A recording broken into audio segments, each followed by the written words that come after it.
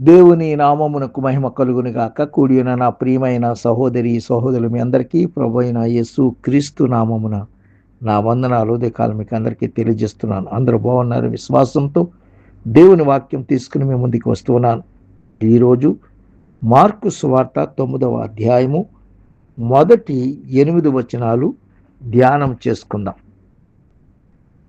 మరియు ఆయన ఇక్కడ నిలిచున్న వారిలో కొందరు దేవుని రాజ్యము బలముతో వచ్చుట చూచు వరకు మరణము రుచి చూడరని నిశ్చయముగా మీతో చెప్పుచున్నాను. ప్రభునందు ప్రియమైన వారలారా, యేసు ప్రభువారు అక్కడ ఒక ప్రాంతంలో ఉన్నప్పుడు మరియు ఆయన ఇక్కడ నిలిచి ఉన్న వారిలో కొందరు, ఎక్కడ నిలిచి ఉన్నాడైనా, ఆయన ఎక్కడ నిలిచి ఉన్నాడంటే ఆయన బెత్సైదాకి వచ్చి అక్కడి నుంచి ఆయన అనేక ప్రాంతాలు వెళుతూ అక్కడ ఉన్నాడు. ఆయన బెత్సైదాలో ఉన్నాడు. ఆయన ఆ ప్రాంతంలో ఉండి అక్కడ నిలిచి ఉండి ఆయన మాట్లాడుతున్న మాట, ఇక్కడ నిలిచి ఉన్న వారిలో కొందరు దేవుని రాజ్యము బలముతో వచ్చుట చూచు వరకు మరణము రుచి చూడరని నిశ్చయముగా మీతో చెప్పుచున్నాను అన్నాడు. మొదటి వచనంలో. రెండవ వచనం ఏమంటున్నాడు చూద్దాం. 6 దినములైన తరువాత, అప్పుడు ఆ మాట చెప్పిన 6 దినములైన తరువాత పేతురు, యాకోబు, యోహాను మాత్రము వెంటబెట్టుకొని ఎత్తైన ఒక కొండ మీదకి ఏకాంతముగా వారిని తోడుకొని పోయి వారి ఎదుట రూపాంతరము పొందెను. దేవునికి స్తోత్రం. ఒక ఎత్తైన కొండపైకి వెళ్ళారు. అక్కడ ఎత్తైన కొండపైకి వెళ్ళి ఆయనతో పాటు పేతురు గారిని, యాకోబు గారిని, యోహాను గారిని ముగ్గురిని వెంటబెట్టుకుని ఆయన ఎత్తైన కొండపైకి వెళ్ళి ఏకాంతముగా వారిని తోడుకొని పోయి వారి ఎదుట రూపాంతరము పొందాడట. ఈ రూపాంతరము పొందినటువంటి ప్రభు అయిన యేసుక్రీస్తు వారు చెప్తున్న మాట ఏంటి తెలుసా? ఇక్కడ నిలిచి ఉన్న కొంతమందిలో దేవుని రాజ్యం బలంతో వచ్చినప్పుడు అది చూచే వరకు కొంతమంది, మీలో ఉన్నటువంటి కొంతమంది మరణము చూడరు. అంటే మీరు అది చూస్తేనే కానీ, అది చూసిన తరువాతే మీకు మరణము వస్తుంది. అంతవరకు మీరు మరణించరు, సజీవులుగా ఉంటారు అని ఆయన చెప్పిన మాట. దేవుని రాజ్యములో ఉంటారు వాళ్ళు. దేవునికి స్తోత్రం. దేవుని రాజ్యములో ఉంటారు. మరణం అనేది ఉండదు వాళ్ళకి, కొంతమందికి, అందరికీ కాదు, కొందరికి. దేవునికి ఇష్టమైన వారికి మాత్రమే, దేవునికి ఇష్టమైన వారు మాత్రమే దేవుని రాజ్యములో ఉంటారు. దేవునికి స్తోత్రం. ఆ రాజ్యము ఆయనే, ఆయనే రాజ్యం, రాజ్య పరిపాలకుడు ఆయనే. ఆయనతోనే ఉంటాం. దేవునికి స్తోత్రం. శిష్యులు హతసాక్షులైపోయారు దేవుని కొరకు. దేవునికి స్తోత్రం కలుగును గాక.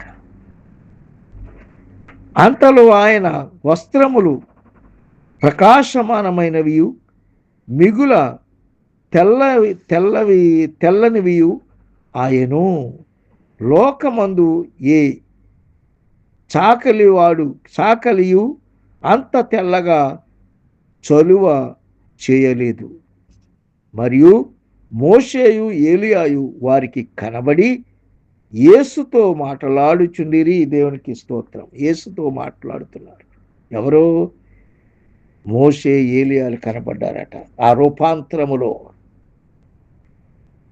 ఆ పేతురు, యాహాను, యాకోబులను తీసుకుని వెళ్ళి ఎత్తైన కొండపైని రూపాంతరం పొందుతున్న సమయములో యేసు ప్రభువారికి మోషే గారు, ఏలియా గారు ప్రత్యక్షమయ్యారు, కనబడ్డారు. దేవునికి స్తోత్రం.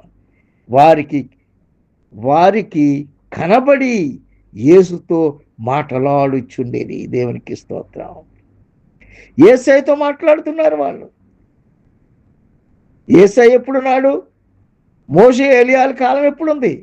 ఆయనకి యేసు ప్రభువారికి వీళ్ళకి చాలా కాలం తేడా, చాలా కాలం, కొన్ని వందల సంవత్సరాల తేడా. అయితే ప్రభువారితో మాట్లాడుతున్నారట మోషే ఏలియాలు. దేవునికి స్తోత్రం. ఎంత గొప్ప ఆధిక్యత అండి! ప్రభునందు ప్రియమైన వాళ్ళ మోషే ఏలియాల లాంటి సేవకులు ఈ దినాల్లో ఉన్నారా? ఏమో చెప్పలేము. ఉన్నారంటే చెప్పలేము. ఎలాంటి సేవ జరుగుతుందో లోకంలో మనం చూస్తూ ఉన్నాం. మాటలాడుచుండిరి. అప్పుడు పేతురు, బోధకుడా, మనమిక్కడ ఉండుట మంచిది అంటున్నాడు. అక్కడ పేతురు మంచి చక్కని దైవజనుడు అయిన, మేము నీకు ఒకటియు, మోషేకు ఒకటియు, ఏలియాకి ఒకటియు 3 పర్ణశాలలను కట్టుదమని చెప్పాను. 3 పర్ణశాలలు కట్టేస్తాం.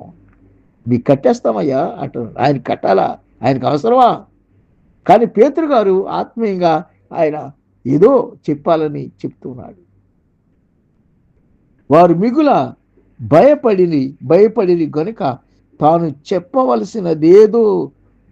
చెప్పవలసినదేమో అతనికి తెలియలేదు.